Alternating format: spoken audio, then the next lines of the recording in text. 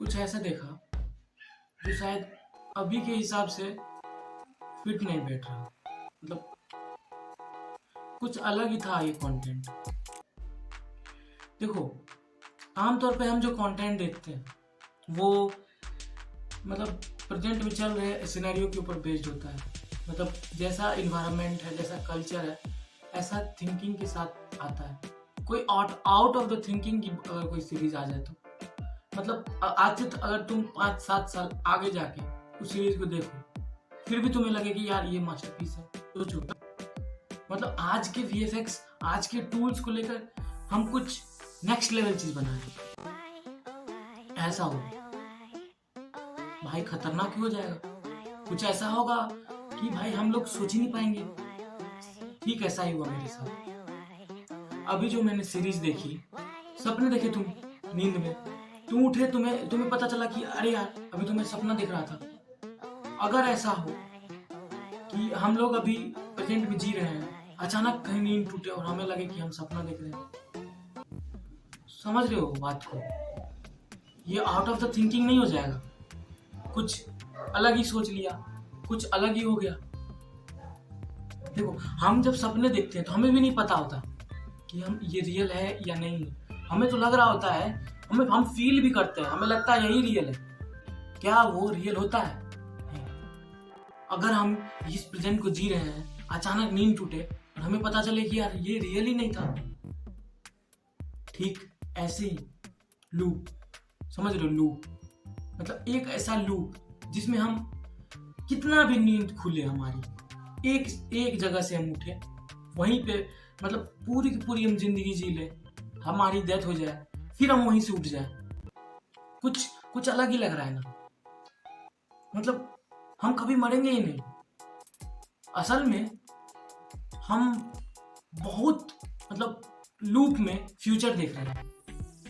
Future हम इस तरह से देख रहे हैं कि हमें याद हो जा रहा है कि हम यहाँ आए थे, हम ये चीज किए थे, हमने इस चीज को एक्सपीरियंस किया, जहां हम कभी गए ही नहीं। समझ रहे हो ना? एक ऐसा ही वेब सीरीज आया है, द डेविल्स आर। मुझे लग रहा है ये वेब सीरीज आगे आने वाले 10 साल के बाद भी डोमिनेट करेगी।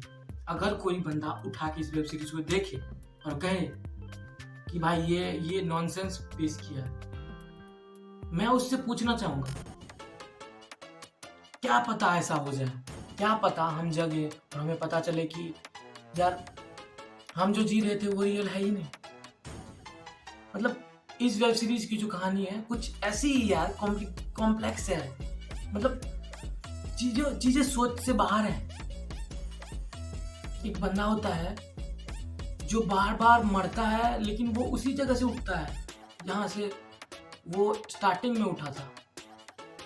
मतलब जहां से वो पैदा हुआ है, अपने माँ के जन्म के बर्थ के टाइम से उसे सारी चीजें याद होती है कि क्या क्या हो रहा है, कैसे कैसे हो रहा है। उसे ये भी पता होता है कि उसकी डेथ कब होने वाली है।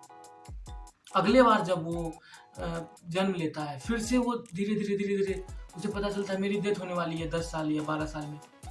तो वो 3-4 बार जब ऐसे सेम लूप को देखता है, उसे पता चल जाता है इट्स रियल। फिर वो सोचता है कि भाई पास्ट को चेंज करेंगे तो फ्यूचर चेंज हो जाएगा। इस कॉन्सेप्ट के साथ वो जो पहले गलती करता है उस गलती को दोहराता है, और जिस कारण से उसकी मृत्यु होने वाली होती है उस कारण को ही खत्म कर देता है। अब वो नहीं मरता, अब उसकी जिंदगी बढ़ती है। फिर उसे पता चलता है कि जब वो 50 से 60 साल का होगा तब उसकी मृत्यु होगी। फिर वो उसी पॉइंट से फिर से वो जन्म लेता है, फिर से वो कहानी पूरी की पूरी रिपीट होती है। उसे सब कुछ याद होता है, उसे सब कुछ याद होता है। वो एक कॉपी कलम लेके एक डायरी में लिखते रहता है। हाँ, आपको लग रहा होगा कि डायरी तो यार अगले जन्म में खो जाए, लेकिन उसका मेमोरी में वो स्टोर होता है ना, कुछ याद है। तो उस यादों को वो फिर से एक नए डायरी में फिर से स्टार्टिंग से लिखता है। और जो घटनाएं होती है, जो उसे अच्छा नहीं लगता, या फिर जो किसी के जीवन को बचा रही होती है, जो अच्छे लोगों को बचाने का काम जो है, वो अपने ऊपर दायित्व ले लेता है और उसको वो चेंज करने की कोशिश करता है। और उसमें वो सफल भी होता है। आप इसे क्या बोलोगे? क्या ये विलन है? क्या ये हीरो है?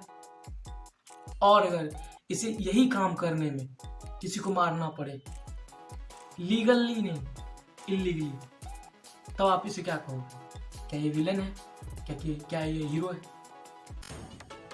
इस कॉन्सेप्ट के साथ ये मूवी बनाई गई है। और एक और कॉन्सेप्ट है कि भाई जिससे वो मिलता है, जिससे वो मतलब जिसको वो बचाता है, वो भी उसी लूप में चल रहे होते हैं। उसको पुरानी जन्म का थोड़ा थोड़ा याद आता है, तो एक साथ पूरा का पूरा जो मतलब एक साथ जब सपने आते हैं, जब डेजावू होता है, तो जब सपना टूटता है तो दिखाई देता है सारे के सारे इंसान धीरे धीरे लूप में पड़ के उन्हें वो चीजें याद आने लगती है। सोचो, उन्हें वो चीजें याद आ रही है, उन्हें पता है कि कहाँ गलती नहीं करना है, किस गलती की वजह से क्या होने वाला है, इस गलती को सुधारेंगे तो क्या होगा। पूरा का पूरा जो लूप का कहानी है, स्टार्टिंग से 3-4 एपिसोड आपको बोर लगेंगे। मुझे लगा यार भूत की कहानी है, एक बच्चा है जो कि मतलब लास्ट में बताया जाता है कि ये शून्य काल से आया हुआ है, लेकिन हमें तो स्टार्टिंग में नहीं पता होता। तो स्टार्टिंग में हमें लगता है कि एक बच्चा है जो कि दीवार तरफ देख रहा होता है।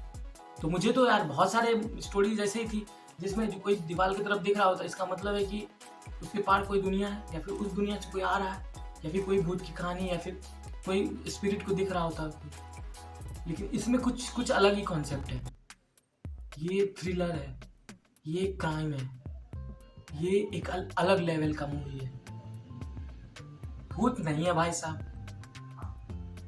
कि भाई तुमको डराएंगे नहीं, पार कर देंगे भाई तुमको इस दुनिया के ही पार। एक ऐसा लूप जो कभी खत्म ही नहीं होगा।